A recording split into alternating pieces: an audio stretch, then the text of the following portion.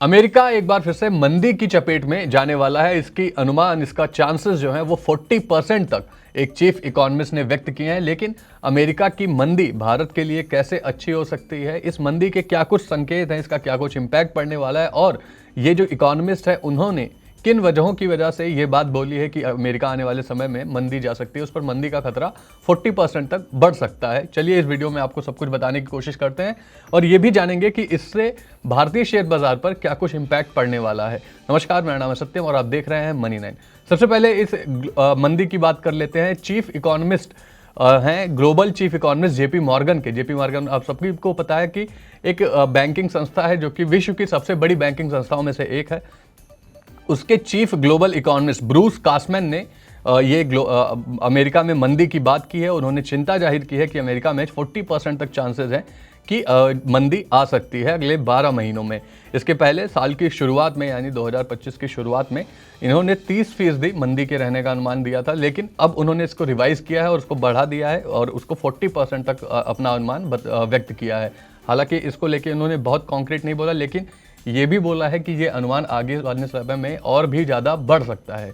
इनका कहना है कि ग्रोथ रेट जो है उस पर दबाव रहेगा। हालांकि जेपी मॉर्गन ने अपना जीडीपी का ग्रोथ रेट 2% मेंटेन रखा है, लेकिन फिर भी ब्रूस कासमैन का कहना है कि ग्रोथ रेट जो है अमेरिका का उस पर दबाव रहेगा। इसके अलावा ऊंची ब्याज दरें, धीमी ग्रोथ, कर्ज की बढ़ती लागत, जो हम लोन बोरोइंग कर रहे हैं अमेरिका में, उसकी कॉस्ट ऑफ बोरोइंग जो है वो बढ़ रही है। फेडरल रिजर्व के द्वारा ब्याज दरों में रेट कट ना करने का की जो बयान आए हैं एक दो बार से, उसका बॉन्ड यील्ड में उतार चढ़ाव वो काफ़ी ज़्यादा अप एंड डाउन कर रहे हैं।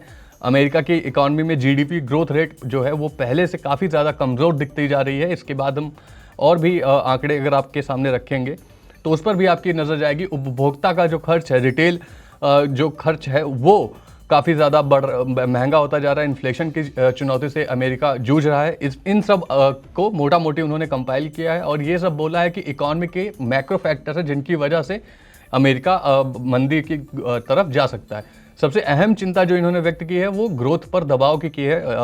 हालांकि इन्होंने अपना 2% का जेपी मॉर्गन ने जीडीपी ग्रोथ रेट का अनुमान रखा है, लेकिन ब्रूस कासमैन का मानना है कि अमेरिका की ग्रोथ रेट पर इम्पैक्ट हो सकता है। और अगर हम बाकी की कुछ और रिपोर्ट्स देखें तो गोल्डमैन सैक्स इन्होंने भी 1.7% जीडीपी ग्रोथ रेट का अनुमान रखा है और मॉर्गन स्टैनली इनका भी घटाकर अनुमान 1.5% आ गया है। हालांकि अगर आप इंडिया से इसको कंपेयर नहीं कर सकते जीडीपी ग्रोथ रेट को, क्योंकि इंडिया की जीडीपी ग्रोथ रेट 6-6.5% रहती है, लेकिन अमेरिका एक डेवलप्ड कंट्री है और वहाँ पे 2-2.5% की जीडीपी ग्रोथ काफ़ी ज़्यादा इम्पैक्ट करती है इकॉनमी में। इसलिए इंडिया के कंपैरिजन में वो नंबर काफ़ी बड़ा है। लेकिन फिर भी इन सब ने गोल्डमैन सैक्स और मॉर्गन स्टैनली, इन दोनों बैंकिंग कंपनीज ने अपने जीडीपी ग्रोथ रेट के आंकड़ों को कम किया है। वहीं जेपी मॉर्गन ने मेंटेन रखा है। तो ब्रूस कासमैन की जो चिंता है वो बाकी के भी ग्रुप्स में, बाकी के भी बैंकिंग कंपनीज पर भी दिखाई दे रही है कि जीडीपी ग्रोथ रेट पर इम्पैक्ट पड़ेगा अमेरिका के। लेकिन ये किन वजहों से हुआ है? आपने मैक्रो इकोनॉमिक्स कारण तो समझ लिए, लेकिन ओवरऑल ये क्यों हो रहा है? ये महंगाई क्यों बढ़ रही है? ब्याज दरें क्यों नहीं कम हो पा रही हैं? धीमी ग्रोथ और ये सारी चीज़ें क्यों हो रही हैं? इसका एक अहम कारण है डोनाल्ड ट्रंप का अमेरिका का राष्ट्रपति बनना। ब्रूस कासमैन ने डोनाल्ड ट्रंप की नीतियों को इसके लिए जिम्मेदार ठहराया है। उनका मानना है कि ये जो अनिश्चितताएं हैं, जो अनसर्टेनिटी है अमेरिका में चल रही है, जो ट्रंप एडमिनिस्ट्रेशन की जो टैरिफ वॉर को लेके, ट्रेड वॉर को लेके नीतियां हैं, उन सब का इम्पैक्ट काफ़ी कुछ अमेरिका पे पड़ सकता है, जिसकी वजह से 50% तक भी महंगाई के जाने का खतरा है आने वाले महीनों में, अगर ये अनसर्टेनिटीज सेटल डाउन नहीं होती हैं। आप इन जनरल भी सोचिए कि अमेरिका को इन्वेस्टमेंट के लिए एक अच्छी कंट्री माना जाता है, लेकिन जब भी अनसर्टेनिटीज ऐसी मार्केट में होती हैं तो सीधी सी बात है निवेशकों के मन में चिंता आती है। जब भी एडमिनिस्ट्रेशन की तरफ से कुछ भी पॉलिसीज़ में मेजर चेंजेस किए जाते हैं, क्योंकि जो इन्वेस्टर हैं वो चाहते हैं कि एडमिनिस्ट्रेशन स्मूथ हो ताकि उन्हें अपने फंड्स को लेके सेफ वो महसूस कर सके। लेकिन अगर एडमिनिस्ट्रेशन यानी कि गवर्नमेंट अप्स एंड डाउन्स करेगी तो सीधी सी बात है उसका डायरेक्ट इम्पैक्ट इकॉनमी में पड़ेगा, और यही ब्रूस कासमैन की मेन चिंता की वजह है। उन्होंने रेसिप्रोकल टैरिफ को खतरा बताया। उन्होंने बोला इसकी वजह से 50% तक मंदी जो है वो बढ़ सकती है, 50% तक भी ये रिस्क पहुंच सकता है। हालांकि उन्होंने अभी 40% का अनुमान दिया है। इससे निवेशकों के मन में निराशा आ सकती है। जो बात अभी मैं आपको समझा रहा था वही बात ब्रूस कासमैन भी बोलते हैं। वो कह रहे हैं, उनका जो बयान है उसमें उन्होंने कहा है कि अमेरिका ने खुद को एक ऐसे देश के रूप में स्थापित किया है जहां लोग कानून को लेकर निश्चिंत रहते हैं। सूचना के यानी कि इंफॉर्मेशन टेक्नोलॉजी के नियमों में पारदर्शिता, सरकार की स्टेबल पॉलिसीज, ऐसी नीतियां जिनमें बहुत फ्लेक्सिबिलिटी नहीं होती, बहुत उतार चढ़ाव नहीं होता, सडन चेंजेस नहीं होते, इन सब वजहों से निवेशक अमेरिका में इन्वेस्टमेंट को लेकर निश्चिंत रहते हैं। वो कॉन्फिडेंट रहते हैं कि यहाँ पे कुछ अप्स एंड डाउन्स नहीं होंगे जिसका उनके पैसों पर इम्पैक्ट होगा। लेकिन जो अभी मौजूदा अनिश्चितताएं हैं, इससे इन निवेशकों के मन में अमेरिका को लेके चिंता बढ़ रही है, और इस वजह से अभी हमने देखा कि डाउ जोन्स में भी भारी गिरावट हमें एक दिन में देखने को मिली। तो वहाँ के मार्केट में भी ये चीज़ अब दिखाई दे रही है, क्योंकि ट्रंप की जो टैरिफ की नीतियाँ हैं उससे काफ़ी ज़्यादा रिस्क ये बढ़ता हुआ दिखाई दे रहा है, ट्रेड वॉर का और इकोनॉमी के स्लो डाउन का, जीडीपी की स्लो डाउन का अमेरिका के।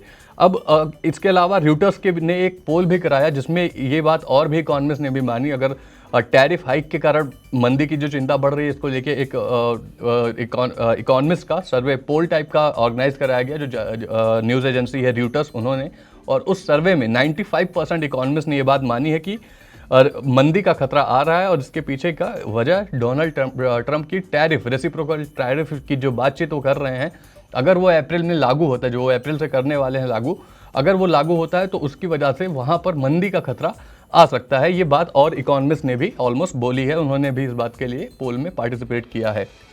डॉलर की वैश्विक जो कंडीशन है वो भी एक बड़ा कारण है।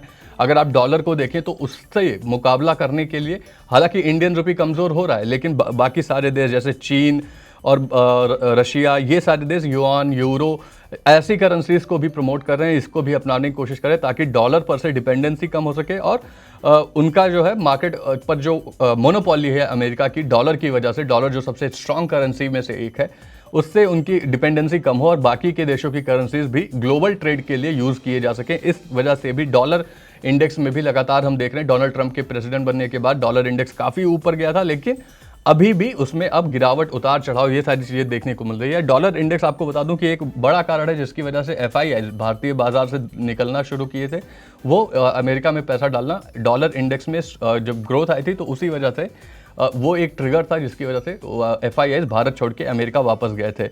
भारत भी इस दिशा में ही काम कर रहा है, जैसा कि मैंने बताया, रुपए को भी इस्टेब्लिश करना चाहते हैं ग्लोबल करेंसी के रूप में, ताकि फ्यूचर की ट्रेड्स के लिए डॉलर पर डिपेंडेंसी कम हो सके।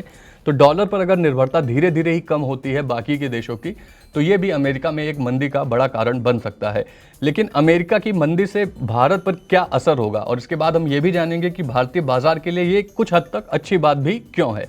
तो इससे देखिए, भारत की IT कंपनी का, फार्मा का और एक्सपोर्ट का एक बड़ा बिजनेस अमेरिका से आता है, तो वहाँ पर एक इम्पैक्ट हमें देखने को मिलेगा। अगर वहाँ इकोनॉमिक स्लो डाउन होता है तो इंडिया की IT कंपनीज सफ़र कर सकती हैं।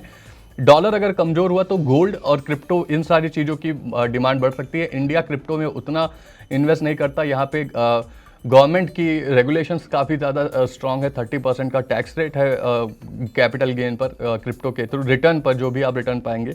तो ये एक, अगर डॉलर कमज़ोर होता है तो इन सारी चीज़ों पर इम्पैक्ट आ सकता है। इसके अलावा इमर्जिंग मार्केट्स को डॉलर के कमज़ोर होने का फ़ायदा होगा, भारत अमेरिका की मंदी का भी फ़ायदा होगा। और इमर्जिंग मार्केट्स में अगर हम देखें तो चाइना, इंडिया, ये सारी कंट्रीज़ सबसे आगे हैं। सबसे ज़्यादा भारत की ही जो ग्रोथ स्टोरी है उसको इंटैक्ट माना जा रहा है, क्योंकि इंडिया एक लिबरल इकॉनमी है, चाइना की तरह क्लोज इकॉनमी नहीं है। तो US अगर मंदी में जाता है, ब्याज दरें का इम्पैक्ट, RBI पर भी उसका इम्पैक्ट देखने को मिल सकता है। तो ये अमेरिका की मंदी का भारत पर असर है, लेकिन इसमें एक राहत की भी गुंजाइश है, जिससे जो हम देख रहे हैं, जो इनके ब्रूस कासमैन के बयान से भी सामने आया कि निवेशकों में अनिश्चितता बढ़ रही है वहाँ की पॉलिसीज को लेके। अब जो FIIs भारतीय बाजार से लगातार बिकवाली करके अमेरिका में जा रहे थे, अगर वहाँ पे अनसर्टेनिटीज़ आती हैं तो वो वहाँ पर से पैसे निकालना शुरू करेंगे। डॉलर इंडेक्स में अगर गिरावट आती है तो वो वहाँ से भी पैसे निकालना शुरू करेंगे, और फिर से इंडियन मार्केट्स में उनकी एंट्री हो सकती है, या इंडिया में नहीं तो इमर्जिंग मार्केट्स में उनकी एंट्री हो सकती है। उन्होंने इंडियन मार्केट से दूरी क्यों बनाई थी? क्योंकि इंडिया की मार्केट की वैल्यूएशन काफ़ी ज़्यादा हाई थी, लेकिन अभी जो मार्केट करेक्ट हुई है तो उसमें निफ्टी अपने कंफर्टेबल पीईज पर आ गया, 19 के पीई के आसपास ट्रेड कर रहा है निफ्टी 50। तो वैल्यूएशन की चिंता अब खत्म हो गई है। हालांकि अभी भी छोटी और मझोली कंपनियों में वैल्यूएशन ऊपर हैं, लेकिन वो भी काफ़ी ज़्यादा करेक्ट हो चुके हैं। 40%, 50% अधिकतर शेयरों में गिरावट आ चुकी है। तो एक जो वैल्यूएशन कंसर्न था वो खत्म होता हुआ भारतीय बाजार में दिखाई दे रहा है। ऐसे में FIIs अगर अमेरिकी बाजार को लेके अनिश्चित होते हैं तो वो या तो चाइना या फिर इंडिया, इन्हीं दो कंट्रीज़ में ही इन्वेस्ट करेंगे। और इस तरीके से हम अगर अमेरिका में अनसर्टेनिटीज रहती हैं तो भारत में हम FIIs की वापसी भी एक्सपेक्ट कर सकते हैं। अमेरिका की मंदी पर आपका क्या व्यू है कि आप ब्रूस कासमैन की बातों से कितने हद तक सहमत हैं, हमें कमेंट सेक्शन में जरूर बताएं। और ऐसे ही इंटरेस्टिंग वीडियोस के लिए, इकॉनमी पर अपडेट्स के लिए देखते रहिए मनी9।